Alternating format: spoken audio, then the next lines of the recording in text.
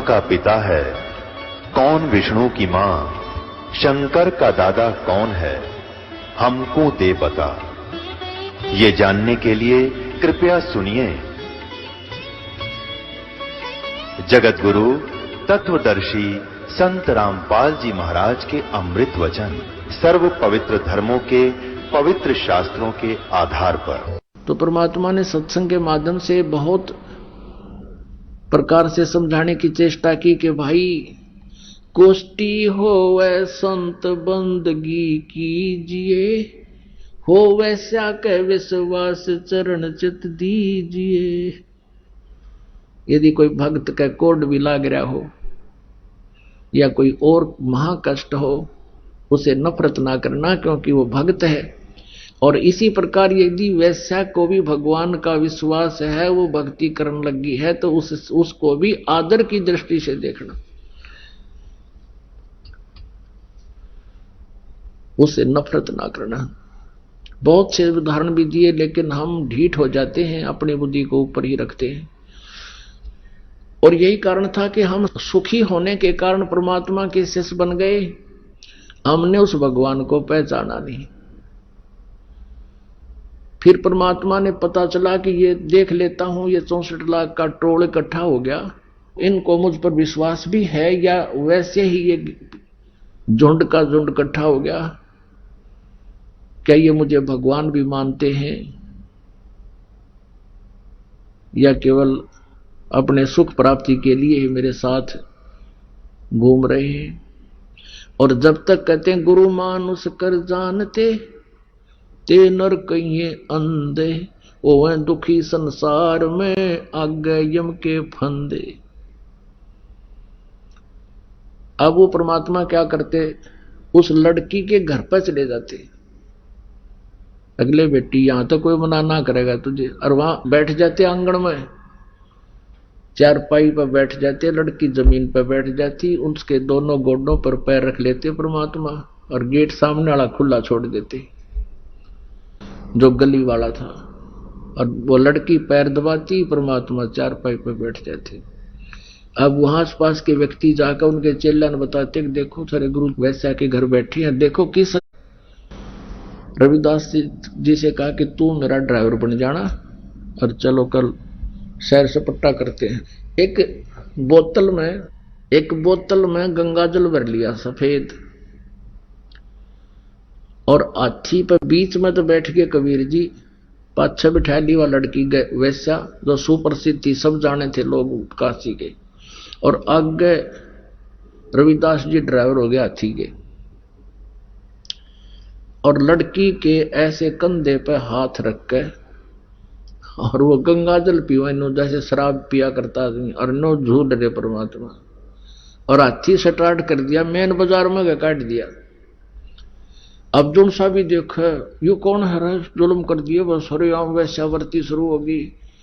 कौन है यो, काशी वो कबीर है, दानक दुल्हा। और वो जो चेले थे वो बाजार में भी बहुत गणे थे, उनको बुलाओ, उनके दूसरे दुकानदार कि आजा दिखाऊंगा तुम्हारे गुरुजी के करतूत। अब वो देखे चेला, क्योंकि मैं तो एक दिन गया था बस, मैं कभी नहीं जाया करता। दूसरे को लाए बुला के, बोला मुझे तो रघुवीर ले गया था एक दिन, मैं तो कोनी वहां नहीं जाता था, अब छोड़ रखा मैंने। ऐसे कहते हैं वो 64 लाख के 64 लाख परमात्मा। भड़ुआ है, नीच है, ऐसा है, गंदे कर्म करता है, देखो शराब पी रहा सरेआम, इसको पता भी नहीं तू कहां घूम रहा है। गरीबदास जी कहते हैं वो मूर्ख लोग तो बड़ुआ कह रहे हैं, लेकिन परमात्मा अपने सर का वजन तार रहे हैं कि 64 लाख का जो वजन रख लिया, और इनमें यदि शेष है तो गुरु जी में कभी अविश्वास नहीं हो सकता, और वही पार हो सकते हैं। तो इस प्रकार वो 64 लाख के 64 लाख शेष परमात्मा से दूर होगी। उनमें से 2 अर्जुन और सर्जुन नाम के थे, वो बाहर गए हुए थे, उसमें जो परमात्मा ने लीला की वो वापस आए। शिष्यों ने कहा भाई गुरु जी ने तो सारा काम बिगाड़ दिया, भाई गुरु जी तो शराब पीने लग गए और ऐसे ऐसे सारी कहानी बताई। तो वो कहने लगे, रे तुम्हारी जबान कट जाएगी, ऐसा मत बोलो, हम जानते हैं उनको, तुम समझे नहीं हो। अब 1, 2, 20, 30, 50, 100, 1000, लाख आदमी एक बात कहे, करे तो हम सच्ची कहे, हमने क्या देखा, तो उनको वो भी डगमग हो गए।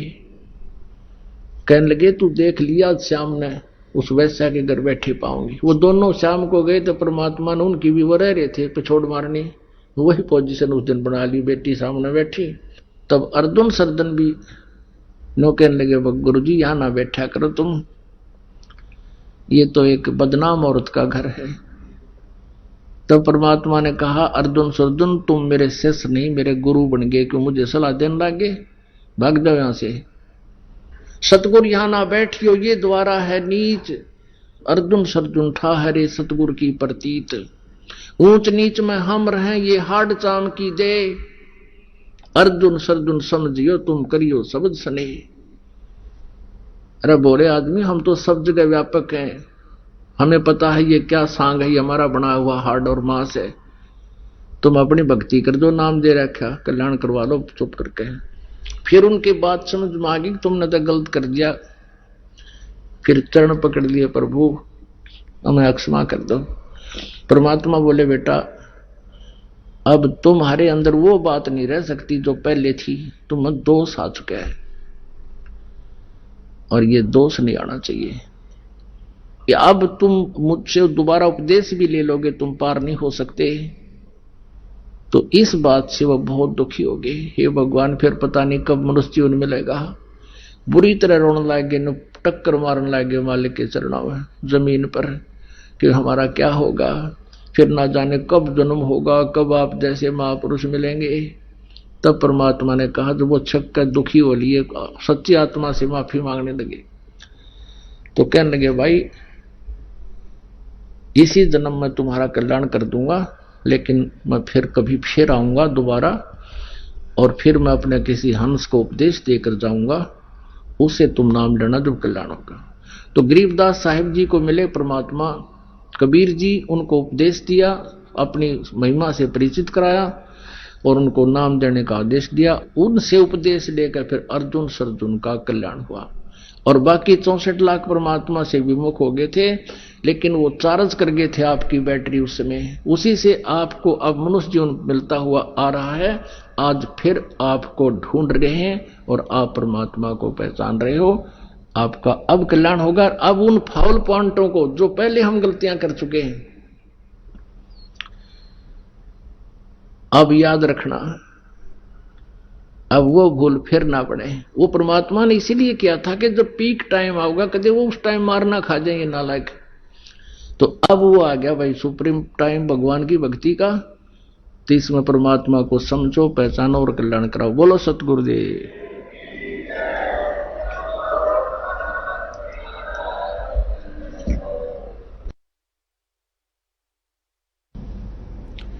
परम पिता परमात्मा परमेश्वर पूर्ण ब्रह्म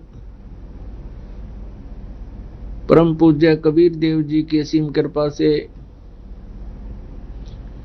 आप जी को यह सत्संग सुनने को उपलब्ध हो रहा है।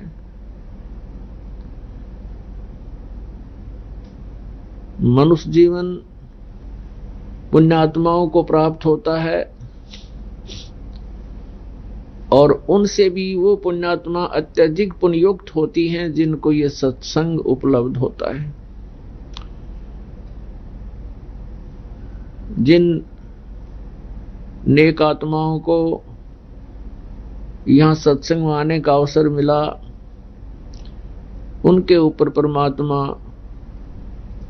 विशेष प्रसन्न है।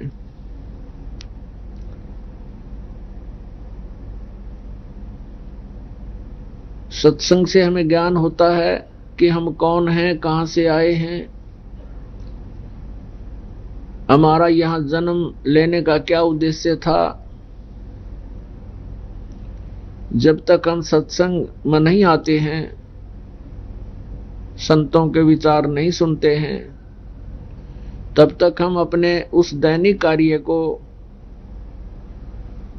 जो हम करते और देखते आए उसी को अपने जीवन का अंतिम लक्ष्य मानकर हम जी रहे होते हैं। जिस समय हमें ये सत्संग प्राप्त होता है तब हमें ज्ञान होता है कि हम इस संसार में किस कारण से आए। आजीवन हम अपने परिवार पोषण के लिए और यहाँ के मकान कोठी आदि बनाने में अपना सारा जीवन लगाते हैं और अंत में ये हमारे नहीं होते, हम छोड़कर चले जाते हैं। ये सोच करके हमारे बच्चे इसमें रहेंगे, हमारे जो आने वाले वंशज जो हमारे वो यहाँ रहेंगे, लेकिन वो भी धीरे धीरे इसको छोड़कर चले जाते हैं। और फिर आगे जाकर के हमारे साथ क्या बनता है, केवल उसी प्रक्रिया में जो हम जीवन जी जाते हैं। कबीर हरि के नाम बिना ये नार कूतिया हो, गली गली भौंकत फिरे टूक न डाले कोई। कबीर हरि के नाम बिना राजा रसब होवे, माटी लदे कुमार के घास न डाले कोई।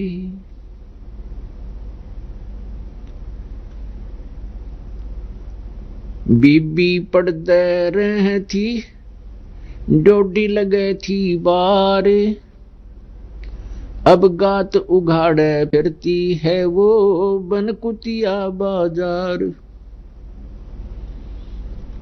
नक बेसर नक पर बनी, पैरें थी हार हमेल, अब सुंदरी से कुतिया बनी, सुन कर्मों के खेल।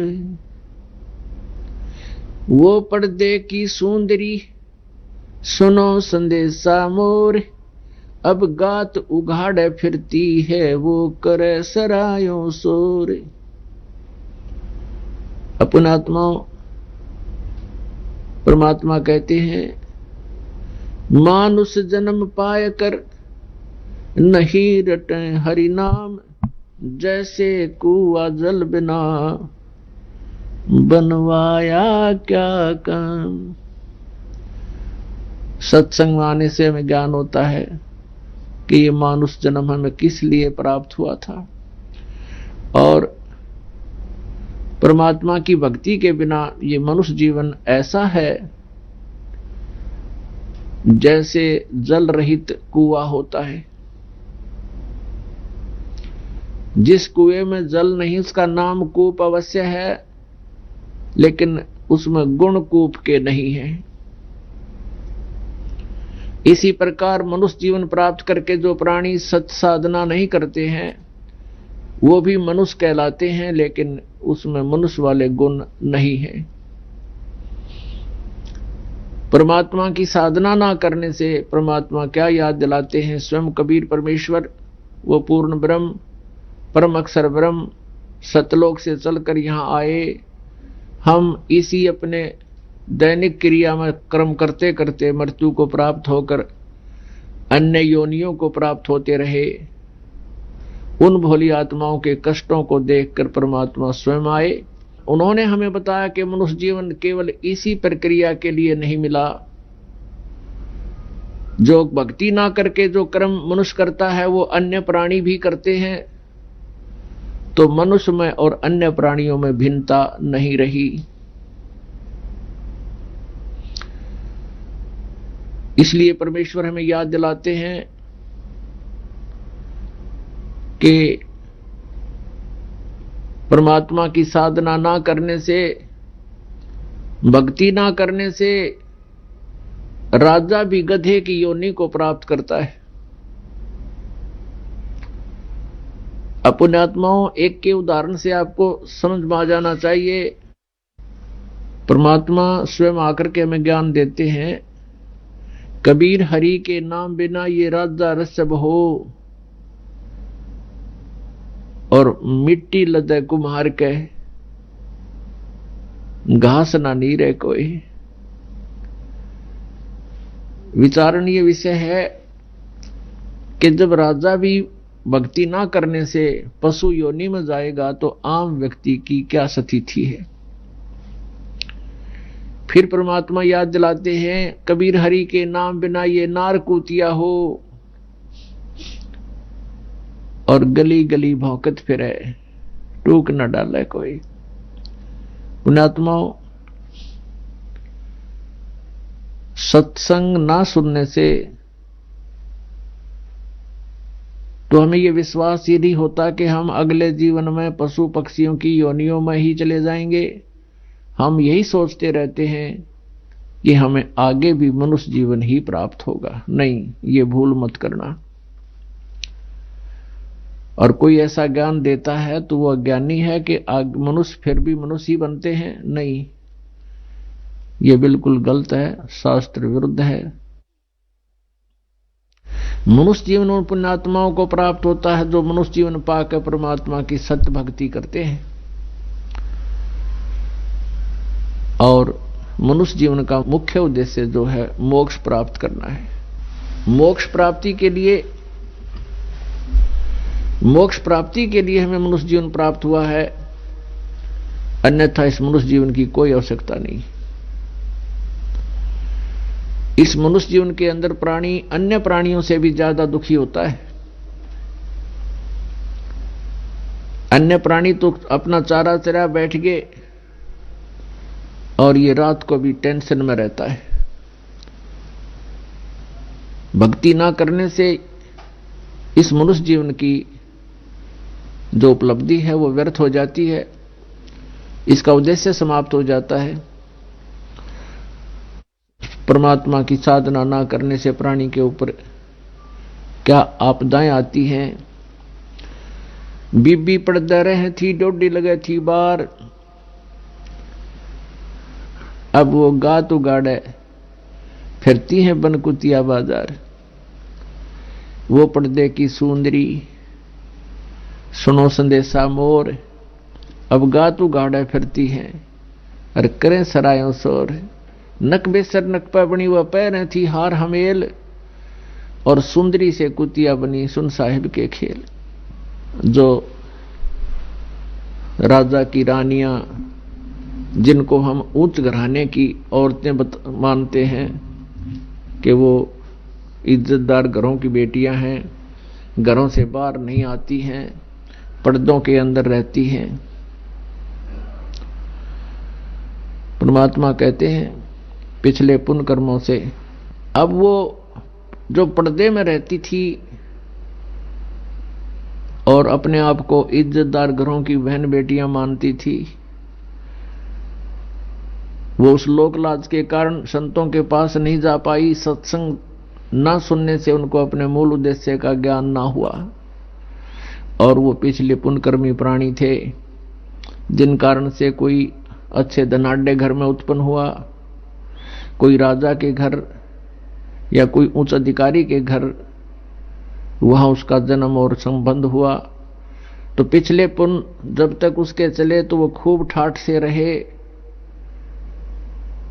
और सत साधना ना करने से पूर्व जन्म के पुण्य समाप्त हो गए। उन पुण्यों के समाप्त हो जाने से आगे फिर पाप कर्मों का दौर शुरू हुआ। उन पाप कर्मों के कारण फिर वो प्राणी, वो बहन बेटियां जो पर्दों में रहा करती थी, फिर निवस्त्र नगन फिर रही हैं कुतिया बनकर। और अब उनको आहार क्या मिलता है? पहले वो क्या खाती थी? काजू किशमिश युक्त हलवे खीर खाया करती थी। और एक भक्ति ना करने से, परमात्मा की साधना ना करने से उनको क्या मिला?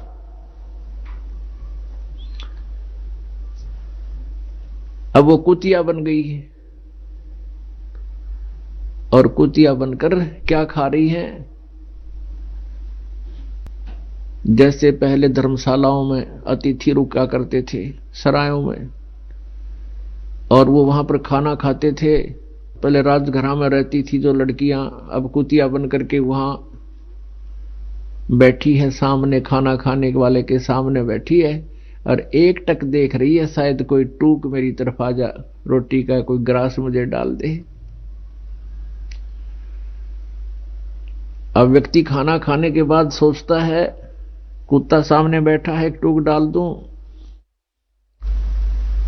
वो ऐसे फेंक दिया जाता है। अब वो पहले काजू किशमिश युक्त हलवे खीर खाने वाली अब क्या खा रही है, वो जूठे टुकड़े और साथ में रेत मिला हुआ। अब परमात्मा याद दिलाते हैं, वो पर्दे की सुंदरी और सुनो संदेशा मोर, अब गा तू गाड़े फिरती है, वह करे सरायों शोर।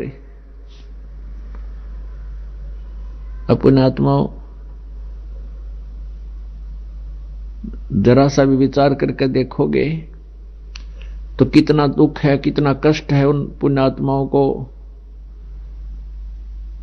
जो पहले अच्छे घरानों में, अच्छे धनाढ़ घरों में जन्म लेकर के अपना मनुष्य जीवन बर्बाद कर गए। अब वो इज्जत कहां गई उनकी? अब वो इज्जत गलिया में फिर है उगाड़ी, निवस्त्र। तो पुण्यात्माओं, इन बातों से डर के आप भी भजन करें, अपने परिवार के सदस्यों को, बेटियों को, बहनों को और संबंधी जो पत्नी है उनको भी परमात्मा से जोड़े, बहुत बड़ा पुण्य होगा। क्योंकि यहां काल ने हमें एक दूसरे के पराधीन कर रखा है। पत्नी को पति के अधीन कर दिया, फिर लोक लाज बना दी, तो जिस कारण से हम भगवान से दूर हो जाते हैं और आने वाले जीवन में बहुत कष्ट पे कष्ट उठाते हैं। अब जब तक प्राणी सुखी है तो समझो कि पुण्य चल रहे हैं। ये पुण्य कब किए थे उसने? कभी किसी जन्म में वो मनुष्य जीवन प्राप्त था, उस समय जैसे भी उसने पुण्य और पाप किए, वो दोनों अलग अलग डिपॉजिट हो जाते हैं, जमा हो जाते हैं। उनको संचित कर्म कहते हैं। उन संचित कर्मों में से कुछ जैसे भी एवरेज में जिसके ज्यादा पुण्य है उनको पुण्य ज्यादा ले लिए, और पापों में से पाप, दोनों का मिश्रण करके इस प्राणी का एक जीवन निर्धारित कर दिया जाता है, मनुष्य का। अब जिनके पुण्य अधिक हैं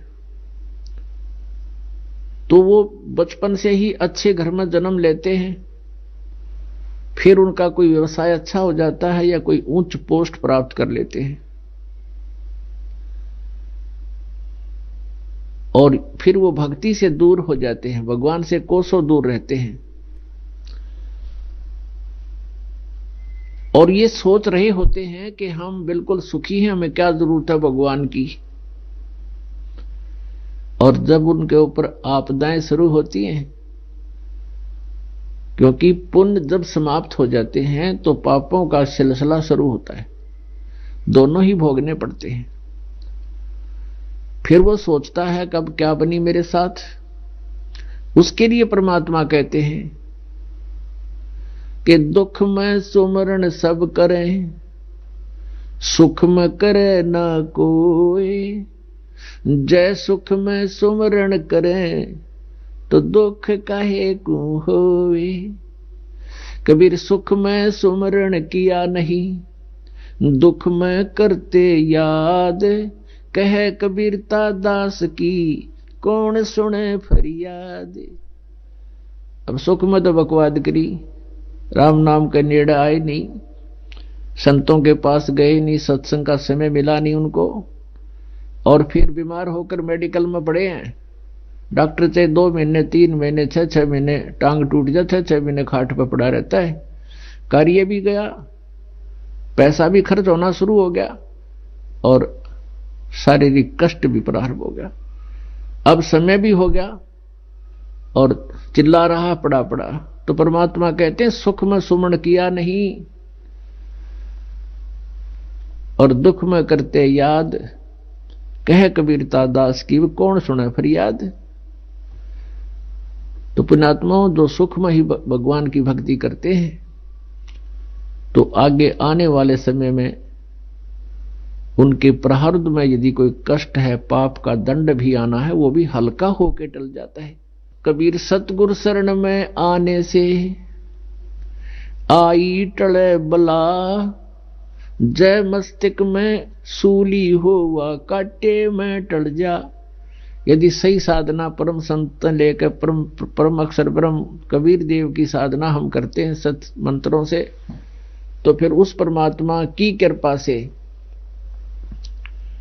और उसके कृपा पात्र संत की शरण में आने से आई टले बला, को भयंकर आपत्ति हो वो भी टल जाती है। जय भाग्य में सूली हो, यानी किसी की मृत्यु दंड हो, तो काटे में टल जा, वह काटे में टल जाती है। पुणात्मा, प्रत्येक प्राणी का जिसको यह ज्ञान समझ में आ गया उसका परम कर्तव्य बनता है कि वो अपने संबंधित जितने भी भाई बहन, रिश्तेदार, रिलेटिव, फ्रेंड, मित्र, सखी, सहेली, उनको भगवान के विषय में जानकारी अवश्य दे, क्योंकि सभी ऐसे ही ज्ञानहीनता के कारण, तत्व ज्ञान की प्राप्ति के बिना वो अपना अनमोल मनुष्य जीवन बर्बाद करे। उनके पास बैठे, धीरे धीरे उनसे चर्चा करे, परमात्मा के विषय में जानकारी देवे, और हो सकता है कभी उसके भी भाग्य उदय हो जा, कल्याण करवा ले। अपनात्मा परमात्मा बड़े दयालु हैं, बड़े उनकी रजा है प्रत्येक प्राणी पर, क्योंकि हम सभी प्राणी विश्व के एक ही भगवान की संतान हैं, और वो है परम अक्षर ब्रह्म। वो परम अक्षर ब्रह्म हमारा सबका मालिक है, सबका पिता है, और वो हमारे हित के लिए अपने सतलोक न छोड़ के सचखंड को त्याग कर यहां आता है, हमें सत भक्ति देने की चेष्टा करता है, और हमें बताना चाहता है कि तुम यहां गलत रह रहे हो, यहां तुम्हारा ठीक ठिकाना नहीं है। आज तुम संपत्ति को अपना मान रहे हो, आज आप संतान को अपना मान रहे हो, ये तुम्हारे धोखा है, भूल लगी है। आज आपकी मृत्यु हो जाती है, ना आपका परिवार है, ना आपकी संपत्ति है, तो ये आपका है कैसे? आपके ऊपर काल ने इतना प्रभाव डाल दिया कि जैसे किसी ने नशा कर रखा हो, तो वो कहीं भी रहे उस पर उसको कोई दुख नहीं होता। कष्ट तो हो रहा है, लेकिन वो महसूस नहीं कर रहा कि मैं सचमुच या गंध में पड़ा हूं, जैसे कोई शराब पी के और बाहर गंद स्थान पर पड़ा है, कुर्डियों पर पड़ा है, गली में पड़ा है, और उसको कोई उठाने की भी चेष्टा करता है कि तू उठ ले भाई, यहां गलत पड़ा है, तो वो कहता छोड़ दे, मौज हो रही है। तो वो मौज है, उसने मौज है, वो गंद में पड़ा है। तो ऐसे ही हम इस काल के लोक में ऐसे नशे में, गंद में पड़े हैं। कैसे? परमात्मा कबीर जी कहते हैं कि कबीर ये माया अटपटी और सब गट आन अड़ी, किस किस न समझाऊं या कुएं भांग पड़ी। इस काल के ने अपने ब्रह्मांड रूपी कुएं में और बगैर तोल की, बगैर हिसाब की भांग गोट कर डाल रखी है माया की। और त्रिगुणमयी माया, रजगुण ब्रह्मा, सदगुण विष्णु, तमगुण शिव जी के अंदर से निकल रही जो तरंगे हैं, वो रेंज है, उनके अंदर से निकल रही जो उनकी लपटें हैं तीनों गुणों की, ये हमारे ऊपर हमें प्रभावित कर रही हैं। जैसे रसोई के अंदर छौंक लगता है मिर्चों का, और दूसरे कक्ष में, दूसरे रूम में बैठे हुए व्यक्तियों को भी छींकें आती हैं। अब मूल वस्तु तो है रसोई में, और उसने जो प्रभाव कहां तक कर दिया, दूसरे कक्षों में बैठे हुए व्यक्तियों को भी छींकें आ रही हैं। अब उनको छींकें आना वो रोकना उनके बस की बात नहीं।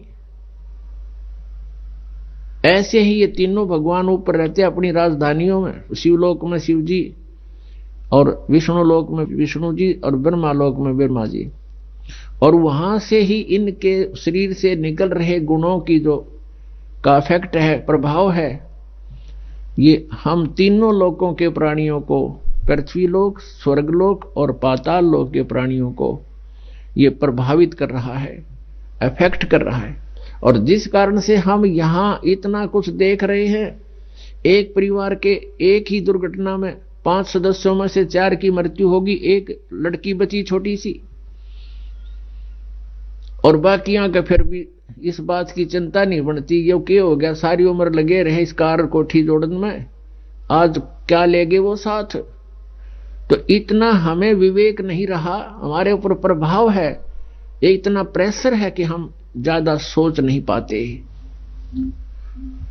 और हम भी फिर उसी प्रोसीजर में बाई फोर्स जोड़ दिए जाते हैं। हमें ये चिंता रहती है हमारे बच्चों का क्या होगा, संपत्ति का क्या होगा, ये इतना प्रेशर हमारे ऊपर है। हम उस दुर्घटना को देखकर खिसक लेते हैं जल्दी कि वहां जाना है, ऐसे करना है। तो ये जीव के बस की बात नहीं है, ये तो परमात्मा के इस ज्ञान से, और फिर इन परमात्मा परमेश्वर कबीर जी द्वारा बताए गई साधना से जो एंटीबायोटिक का काम करेंगे, जो हमारे इस माया के नशे को उतारेंगे, तीनों गुणों के प्रभाव को निष्क्रिय करेगी, तो वो मंत्र, वो ज्ञान हमें यहां सुनना पड़ेगा, और उन्हीं से फिर ये हमें सब राहत मिलेगी। तो परमेश्वर आकर हमें बताते हैं, वो स्वयं आकर बताते हैं कि झूठे सुख को सुख कहे, ये मान रहा मन मोदे, ये सकल चबीना काल का, कुछ मुख में कुछ गोदे।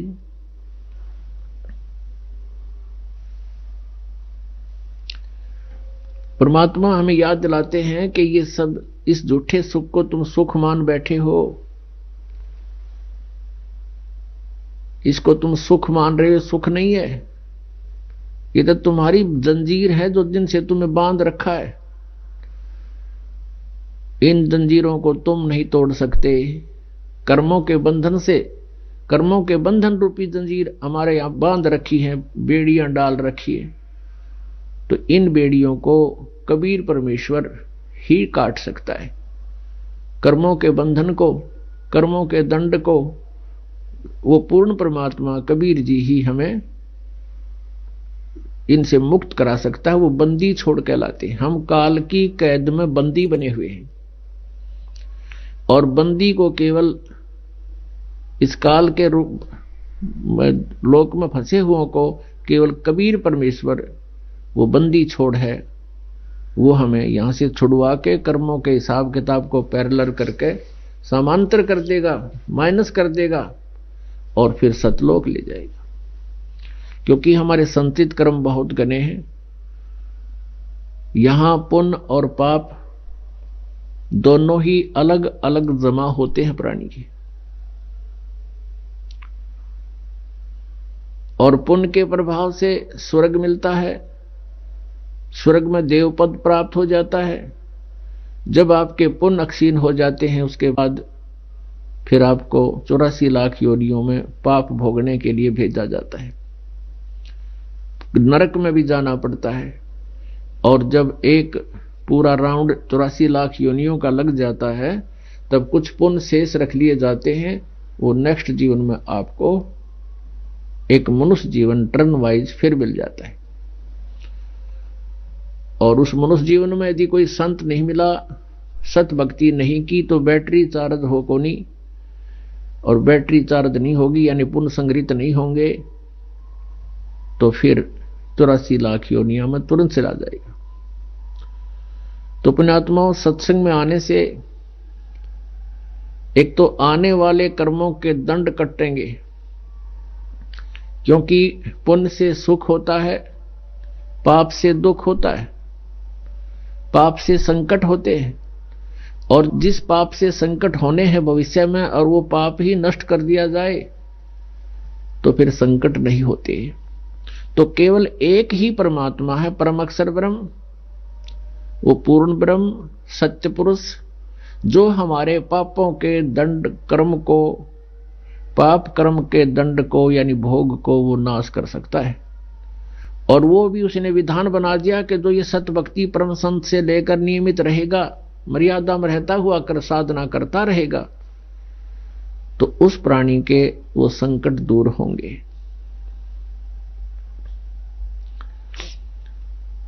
अब प्रत्येक प्राणी अपने अपने कर्मानुसार अपने कर्म भोग रहा है। 84 लाख योनियों में जो प्राणी है वो तो सीधे ही अपने कर्म भोग रहे हैं, और जो मनुष्य जीवन प्राप्त है उनको एक और चांस दे दिया जाता है कि इस जीवन में तुम अपने शुभ और कर सकते हो। यहां शुभ तो करने से होंगे, अशुभ अपने आप हो जाते हैं। इस काल के लोक का यू ऐसा क्षेत्र है जैसे खेत में किसान जीवन दाता अन्न उत्पन्न करने के लिए कितनी मेहनत करता है, और साथ में खाद के, बीज के, फसल को यानी जमीन को संवारने के वो कितना पैसे लगाता है, कितना व्यय करता है, और इतना व्यय करके, इतना परिश्रम करके फिर उसको वो अन्न प्राप्त होता है। और उसी जमीन को ना उसमें गुड़ाई करे, ना हल जोते और कुछ ना बोए, तो भी उसमें अड़ंगा उत्पन्न हो जाता, कबाड़, खरपतवार। तो ऐसे ही पुण्यात्माओं इस मनुष्य जीवन रूपी, इस शरीर रूपी क्षेत्र में, इस जमीन में, इस जीवन में, इस काल के इस क्षेत्र में यही व्यवस्था है। यदि आपने शुभ करने पड़ हैं तो शुभ करने के लिए तो आप जी ने धर्म पुण्य संतों का सत्संग सुनने के लिए समय भी लगाना पड़ेगा, और धर्म पुण्य के लिए पैसे भी व्यय करने पड़ेंगे, और तब जाकर के आपके शुभ बनेंगे। और अशुभ करण की आवश्यकता नहीं, आप ही बन जाते हैं। पृथ्वी ऊपर पग जो धारे है, करोड़ जीव एक दिन में मारे। पृथ्वी के ऊपर आप जाते हो कामवश या अपना कोई सैर सपट्टा करते हो, कहते करोड़ों प्राणियों को मारकर पैरों के द्वारा, तब आप विश्राम करते हो। और फिर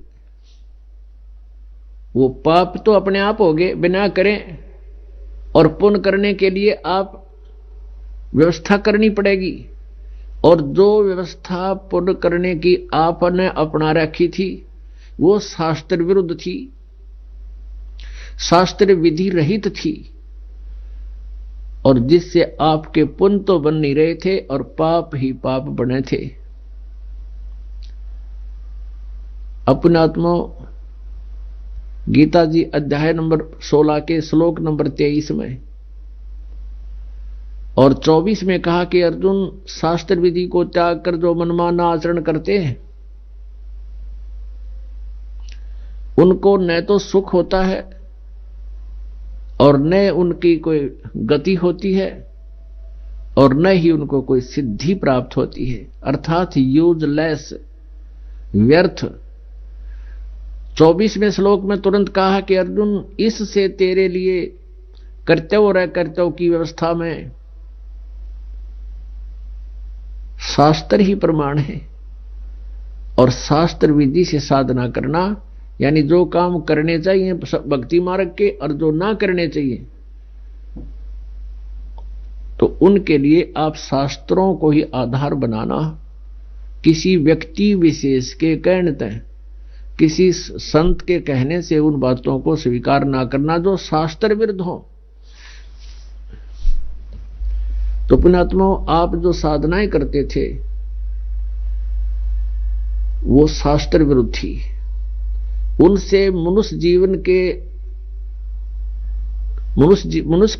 को जीवन जो आपको प्राप्त हुआ, इसका उद्देश्य सफल नहीं होता। अब एक और नियम है प्रभु का कि जैसे कर्म करेगा जीव, वैसा ही उसको प्राप्त होगा। तो जैसे आप जी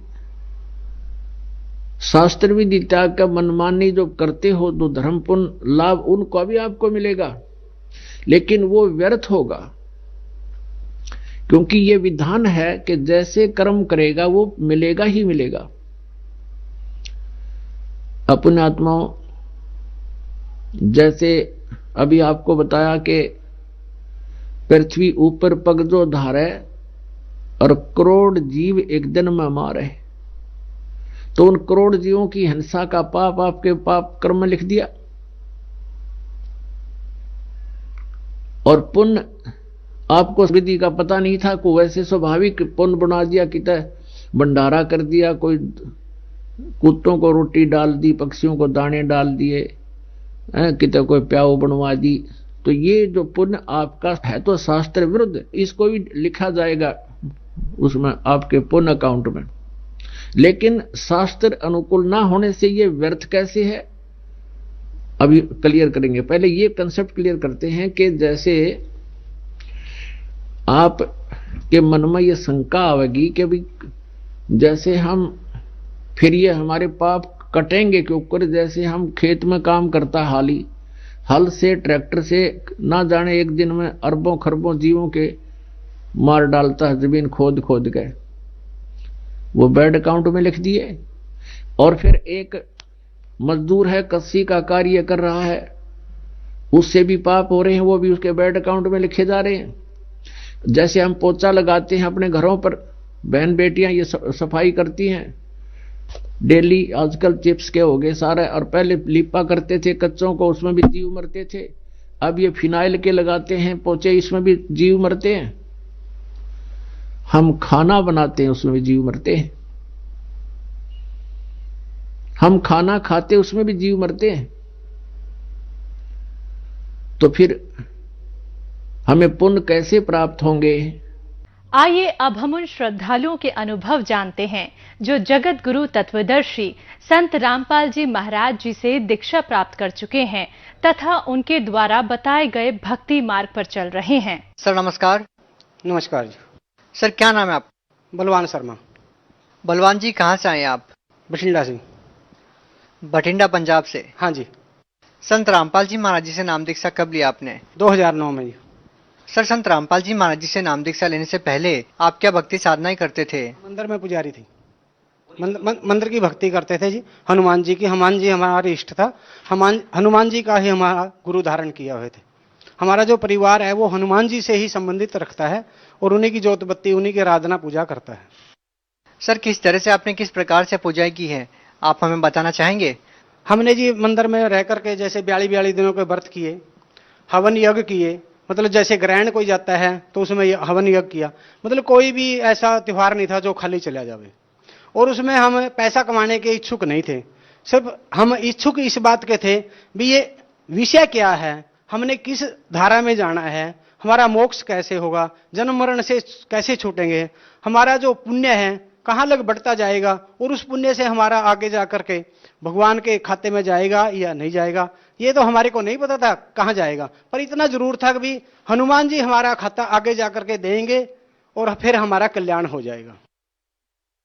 इस धारा से हम बहते गए और चलते गए, और हमने खूब मतलब मंदिर में अपने शरीर को इतना सुखा दिया कि अगर इसके अंदर 2 गिलास भी जल डालें तो वो भी वापिस आ जाता था, और वो अंदर नहीं जाता था। अंदर की जो फैक्ट्रियां थी नीचे की, वो बिल्कुल काम करना हट गई थी, और भूख प्यास बिल्कुल मतलब अपनी जगह ठहर गई थी, बहुत ही कम हो गई थी। तो एक तरह से आपने अन्न आहार करना छोड़ दिया था? हाँ जी, और बहुत ही कम, मतलब जैसे एकादशी आ गई उसका व्रत कर लो, मतलब व्रत हमने इतने किए कि महीना में ना 20 दिन या 15 दिन तो हमारे व्रत में चले जाते थे। तो सर आप एक तरह से निराहार रहते थे, आपने इतनी सारी पूजाएं साधनाएं की है, तो सर उसके बाद आप संत रामपाल जी महाराज जी से कैसे जुड़ गए?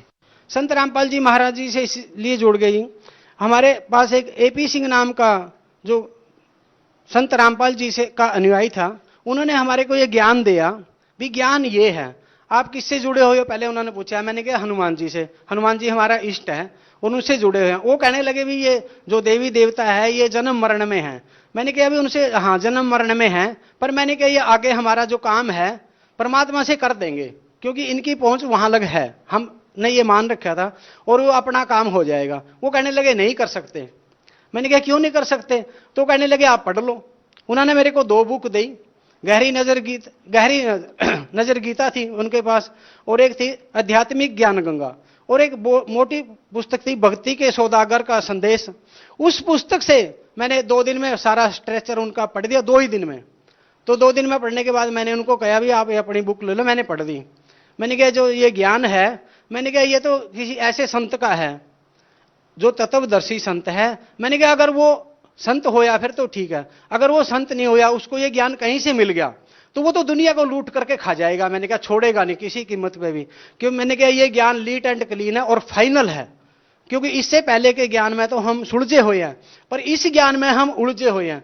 सर एक बात बताइए, आप एक मंदिर में पुजारी रहे हैं, आपने एकदम से कैसे निर्णय कर लिया कि संत रामपाल जी महाराज जी की जो पुस्तकें हैं उनमें जो ज्ञान है वो बिल्कुल सही है और आप जो पहले कथाएं करते थे वो सही नहीं है? ये निर्णय कैसे किया आपने? ये निर्णय इसलिए किया, हम जब कथा करते थे उसमें जैसे देवी पुराण में आता है आविर्भाव और तिरोभाव, तो उसमें हम क्या करते थे, एक अटकल लगाते थे। अटकल लगाने से सामने कथावाचक जो सुनते थे उनको किसी को पता नहीं लगता था भाई पंडित जी क्या कह रहे हैं, क्या नहीं कह रहे हैं और किस प्रकार से आगे जा रहे हैं डायरेक्शन को लेकर के। तो उसमें एक हेरा फेरी होती थी। अगर हम वहां सच बोलें तो मंदिर से बाहर निकलना पड़ता है, अगर हम सच न बोलें तो हम पाप के भागी भी वहां, क्योंकि हमारे को खुद ही ज्ञान नहीं भी आविर्भाव क्या है, तिरोभाव क्या है।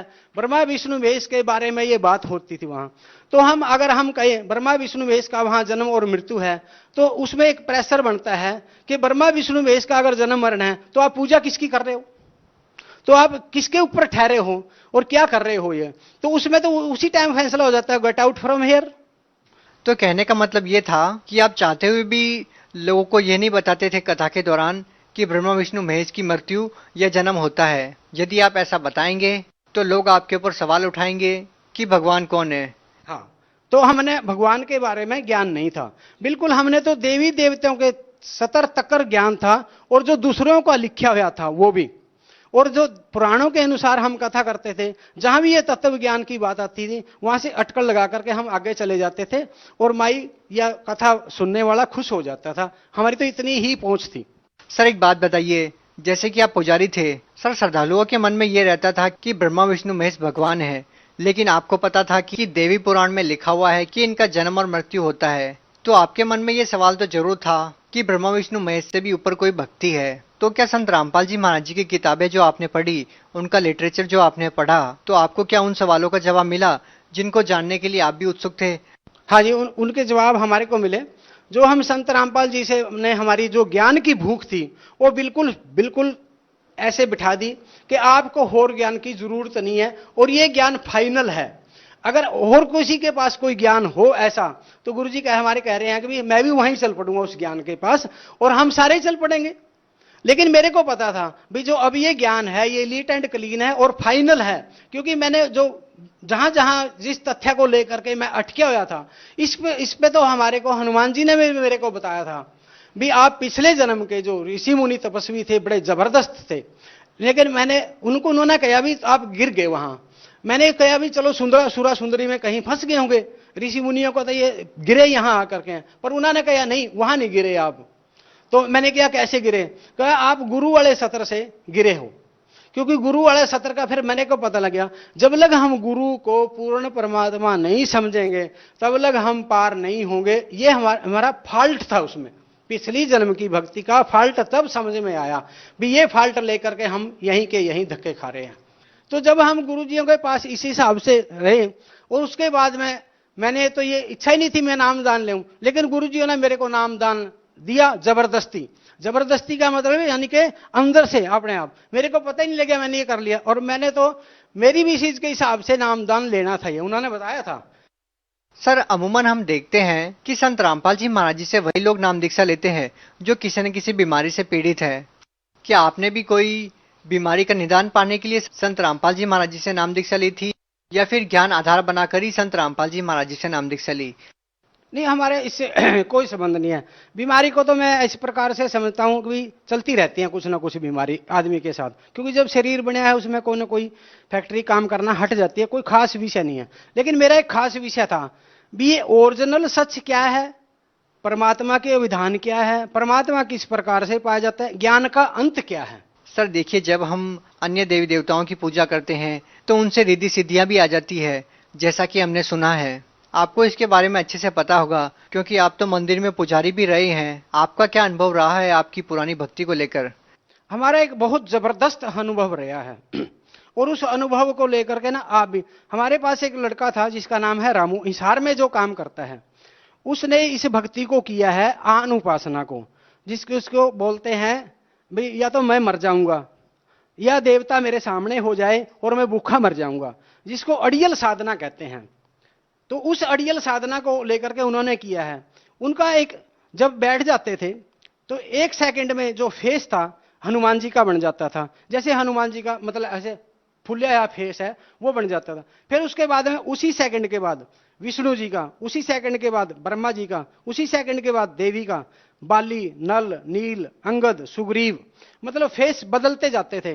जैसे हम फिर गुरुजियों ने जो समझाया वो बिल्कुल पूरा सच है भी। जैसे हम रिमोट से टीवी को चलाते हैं और चैनल बदल दे जाते हैं, वहां चैनल फेस के बदलते थे। तो फेस के बदलने से फिर हम जब दुख फिर भी कहीं ना कहीं जीव का वहीं खड़ा, उससे पता लगता था भी चैनल तो खुल गए देवी देवताओं के, यानी कि फेस सिद्धि आपको मिल गई, लेकिन दुखों की धारा में कोई परिवर्तन नहीं है वहां। चाहे आपका शरीर गल रहा है चाहे नहीं गल रहा है, भूख लग रही है या नहीं लग रही है, वहां कोई परिवर्तन नहीं होता था उस साइड में। इस साइड में परिवर्तन होता था भी आप रिद्धि सिद्धि में यहां से यहां आ गए, यहां से यहां आ गए, यानी कि आपका रिद्धि सिद्धि का जो सतर था वो बढ़ता जाता था। सर देखिए, जैसा आज का समाज है, इतनी सिद्धियां भी अगर किसी को मिल जाए तो वो फुला नहीं समाता। यहाँ तक कि आज का जो दौर है वो चमत्कार को ही नमस्कार करता है।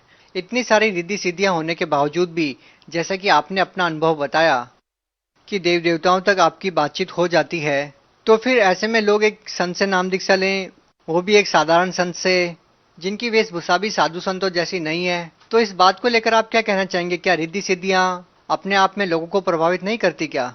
रिद्धि सिद्धि तो एक ऐसे है, अगर आपने समाज को अपने पीछे लगाना है, पैसा खींचना है, अगर अपना मतलब कुल नाश करना है, तो उस रिद्धि सिद्धि के जकड़ में आप रहिए। और आप जब आपका बैंक बैलेंस खत्म हो जाएगा तो आपका सब कुछ ड्रॉप हो जाएगा। जैसे एक तांत्रिक है, तांत्रिक का ऐसे सत्यानाश नहीं होता, उसका तीसरी पीढ़ी में जाकर के सत्यानाश हो जाता है। मैं आपको 50 उदाहरण ऐसे दूं जो तीसरी पीढ़ी में बिल्कुल ड्रॉप हैं। जैसे मंदिर का पुजारी है, मंदिर का पुजारी तीसरी पीढ़ी के बाद चल ही नहीं सकता, क्योंकि वहां पर लिखा है, जैसे विषम पिता में कहते हैं भाई पतित आदमी का दान नहीं खाना चाहिए। अब हमने दान के बारे में पता लगा भाई पतित आदमी का दान नहीं खाना चाहिए, इसका मतलब क्या होया भी? दान कोई भी है, दान खाने से हमारी जो औलाद आगे पैदा हुई है वो उस दान से हुई है।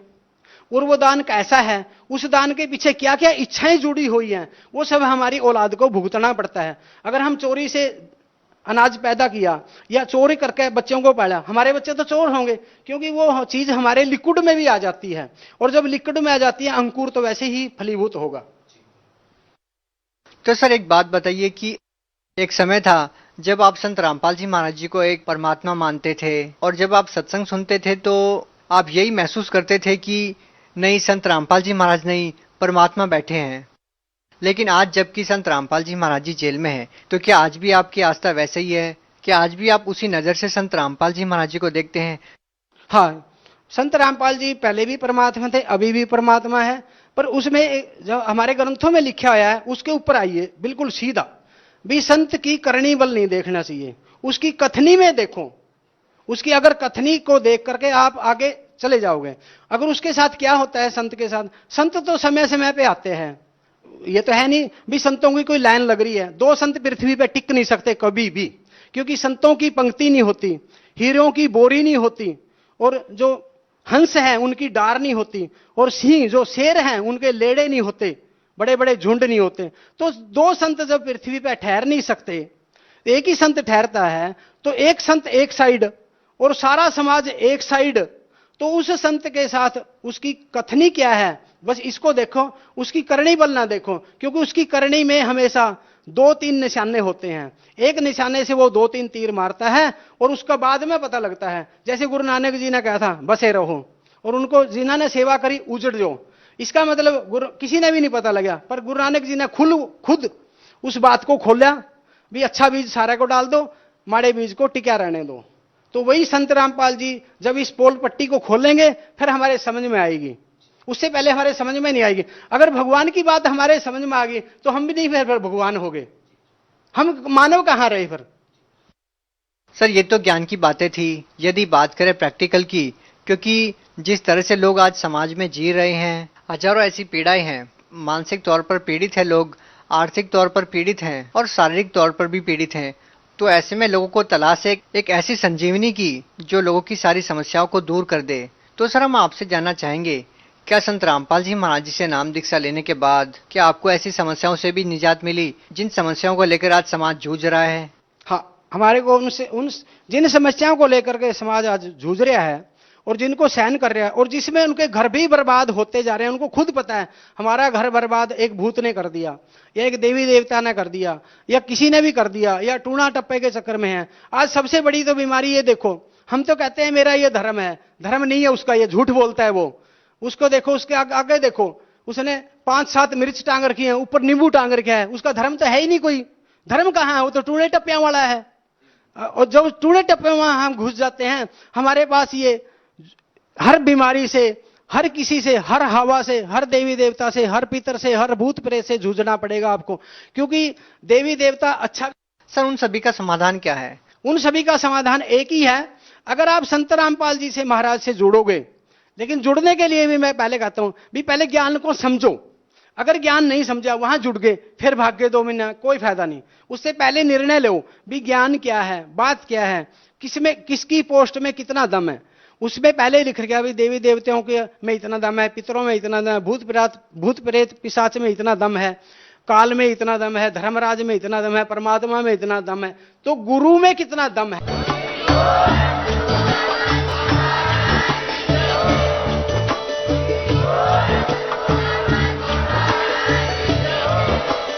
आप सुन रहे थे जगत गुरु तत्वदर्शी संत रामपाल जी महाराज जी के मंगल प्रवचन। अधिक जानकारी के लिए विजिट कीजिए हमारी वेबसाइट www.jagatgururampalji.org। संत रामपाल जी महाराज जी के शुभ आशीर्वाद से पूरे विश्व भर में 500 से भी ज्यादा नाम दीक्षा केंद्र हैं, जिन पर संत रामपाल जी महाराज जी द्वारा ऑनलाइन निःशुल्क नाम दीक्षा दी जा रही है।